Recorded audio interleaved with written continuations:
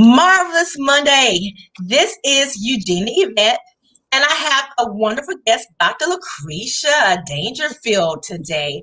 She is an amazing woman, and I want to just know who in the world is Dr. Lacrecia Dangerfield. Who are you? Well, actually, I guess it starts with like the core of who I am is that I'm a woman of faith and I am like someone that encourages and exhorts other people, that I have a heart for people and it shows up in the work that I do. So Okay. if you want to kind of talk about like the whole business framework about what I do and how I show up in the world, it's like with ReImprint Your Life, I am the CEO and founder of that. And that is just a women's empowerment movement that I want to help other women show up in the world so that they can live their best life, so they can be who they want, who they were created to be, most definitely, do what they were created to do. So taking their identity plus their purpose and then having the life that they want to have. So that's how impact happens. Praise God. Okay. So you are a transformational coach. Yeah, you know what? If you put it in those such simple terminology, that's Yes. it. So how do people get in touch with you for this service? Well, actually, I have a website. It's www.reimprintyourlife.com, and you can set up a consultation with me so that we can see the work that what work you want to do. Okay. Because also in my other life, I am a licensed professional counselor. Okay, your other So I life. Talk about it. Mhm. So in my other life, I actually have a counseling practice where I work with women professionals, especially Black women, on helping them to really heal from some of the past situations that have gotten them to a life that they're not enjoying, and that they Oh, want to live a better life. So what we do is go through and kind of look at those things that have kept them stuck. So a lot of times something that's coming out of your childhood, out of past experiences, but also they know that their baggage is keeping them from having the relationships that they mm, desire. And we're not just talking about intimate relationships, we're talking about the relationship with themselves, with other people, within their family unit. Because if all of that stuff is out of whack, you can't have a good intimate relationship because you're going to show up in all of these. you better say that. Now, that's my thing. That's why Mhm. I do emotional wellness because Mhm. if we're not okay within, then you can No. squash the rest. Because Right. no matter how pretty it looks on the outside, if your insides are jacked up, it's Oh, going to come it's, out. It's going to it's show going to up. show up. It's most definitely, Wow. So it's tell most us, definitely going to show up. can you tell us how did you get on this journey? Well, actually, a lot of times we get on our own journey because of what life has thrown us. And so, actually, my journey into counseling was something that I didn't choose. And I always share the story that when I was in school, I wanted to be an architect or and an accountant. That's what when I was. Okay. If you looked at my yearbook in high school, I knew I wanted to own a business, and it was going to be an architect firm, but also an accountant. Okay. And so I was thinking about buildings, but in all actuality, I realized that my calling was actually to build people, to help people Right. to be the best outward appearance of who they are. And Praise God. so I worked in the business arena for some years, and then you know how people say you ask that question like, "What is it that I'm really supposed to be doing?" And you go to God, and you're like, "God, really, what's my purpose?" Right. He has a way of flipping things. So he Yes. I took a class at a local college, and I just took the class just to be doing something because I Uh-huh. already had my bachelor's, and I was like, what am I, never thought about counseling. And I was in class, and we were doing our 5-year plan, Okay. and we were sharing it with the class. And this guy next to me, he said, "Well, I'm going to go to Tribeca and get my master's in counseling." And it was like, then God was like, "That, you know what? That's for you." And I was like, "Oh, and I'm working a full time job, working in business." So I decided. I said, "Well, let me do some investigation." So I started looking into the program, got accepted into the program. Then I got my master's. Then later on, went on and got my doctorate degree. But that has been Wow. probably one of the best journeys because it took me into purpose. Praise God. I love that. So, Mhm. doctorate. I know I've heard so many horror stories. Do you have any? Because people say work on your doctorate, you got to do all these dissertations and all these papers and all this Yep. research. Oh yeah, it's not for the faint in heart. Because I hear Okay, people like, I want to get a doctor because I just want people to call me by doctor. No, mm-mm. If you pay don't for want that. to, right? If you don't want to be in bed with a subject, a content area that you're interested in, and having to work through and do the research, uh, do the class, do a lot of writing, that's not for you. If you don't want to give up life for anywhere from 3 to 7 years, then don't. It's not for the faint of heart. I remember I was in my doctoral program, one working full time job, working my business plus going to school. But I was close to the end, and I was supposed to be getting ready to defend my proposal, and my dissertation chair called me. We had it set. We had put the date out there and everything. And she called me and she said, "Well, our department chair said you're not ready." I was like, "Okay." What? Oh my Um, she's like, goodness. she's not ready. I said, "Well, what she need me to do?" Now my dissertation chair, she was in tears. I was like, "What she want?" I said, "What she want me to do?" So what she wanted me to do is kind of change my study a little bit to focus on something. It wasn't like anything drastically different, but to Okay. make it to simplify it. So actually, her words of encouragement were very good. It was like, you need to simplify this study. Okay. She said, people can pay you to do this other stuff. Let's simplify this because it's going to take. I was like, okay, what I need to do. Then my chair, she was in tears. I was like, honey, we ain't gonna cry about that. I said, tell me what I need to do. We'll do it. We'll get that defended. I'll do my research, the part where I have to go in and get the data that I need collected, and we'll write Hmm. up this thing, and we'll be finished. I said, I said, my feelings are not hurt. She's like, Right. but we were. I said, no, we good. That's that coaching you. You're like, let's just Yeah, keep it moving. Let's let's don't keep it stop. Just moving. keep it moving. Just keep it Right. moving. Just keep it I just moving. I just need to know what we need to do. That's all. That's my thing. Right. This is what we need to do. Yeah.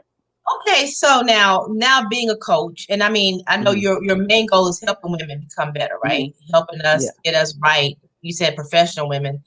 Hmm. What made you go that route? Because you have different counselors, different coaches. Hmm. Why that field? Why that Well, way? I'm a believer that we are usually, as a coach, you were on that journey that you take your client on.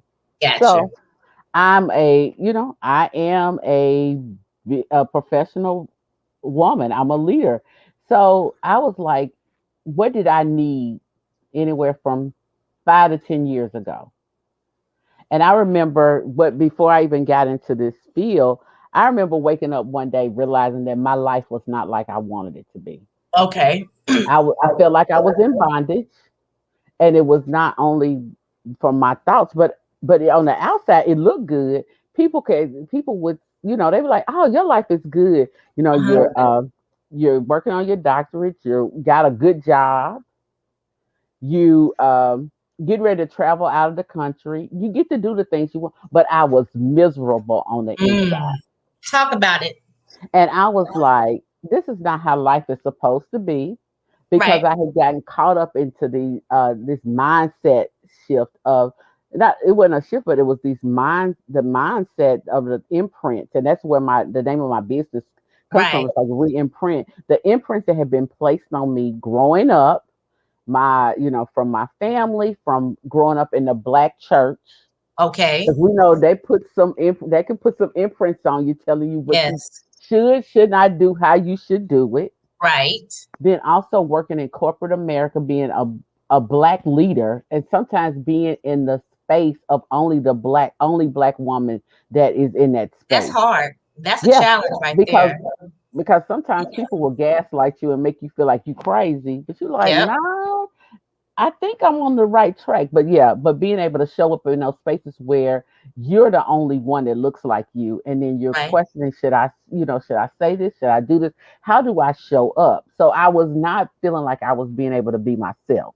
Ah, And so I started doing some work around it. And so in 2015, I launched my first event called the ReImprint Journey, and it was to help women on a journey of self discovery. And so many women were saying, "Oh my goodness, you're saying what, I feel the same way. I feel like I'm stuck. I'm not moving forward. right. So, how do I change the way that I'm looking and living life?" Well, that is amazing. So at that first event, what did you Mhm. do there? Did you just speak to them or what did you do?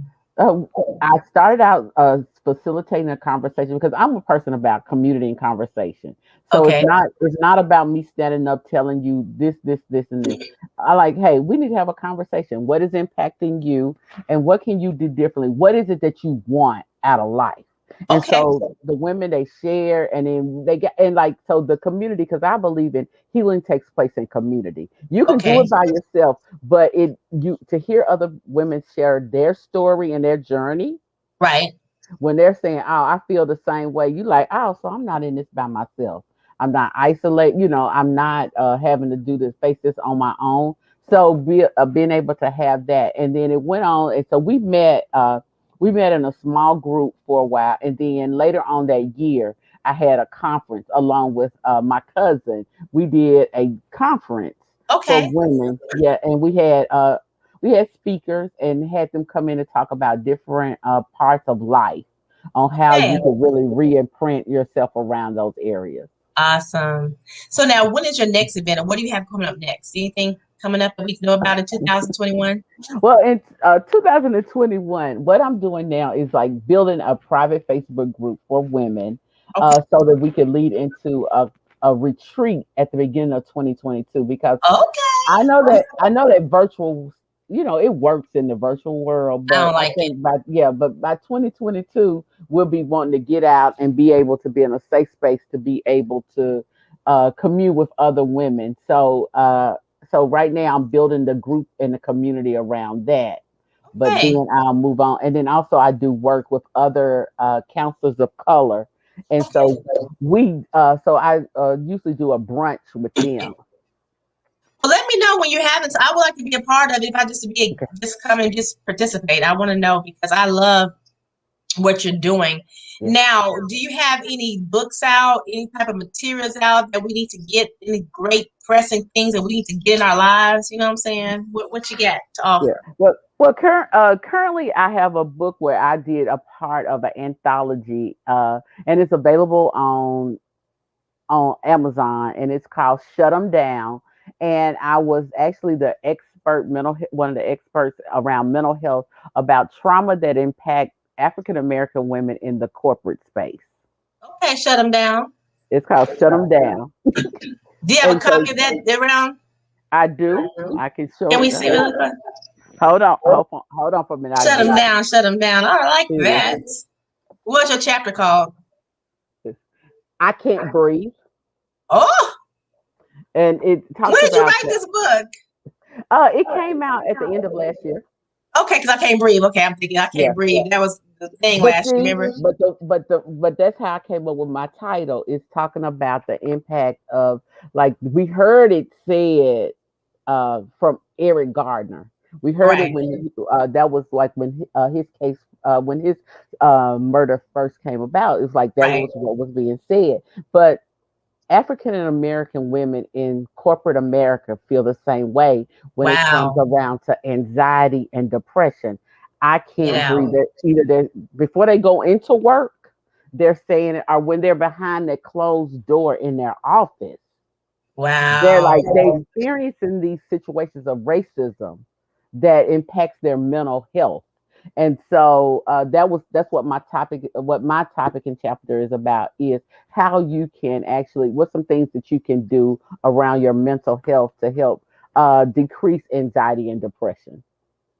Praise God. I gotta get a copy of that sign. I think you gotta give me a signed copy of that book. Okay, so we talk about that. Okay. I need a signed copy. I'll Okay. be in your area sometime this week before I go out of town, so I need to come and Okay. get my We'll copy. talk about it. Yeah. Okay. We can talk about that. That's awesome. So now I want you to wrap it up, but tell us give us a tip, give us a doctoral tip on mental health. Help us out today. Give us a word for the Monday. Give it to us. What can Uh, we do? Around our mental health, one thing is to show up authentically in who you are.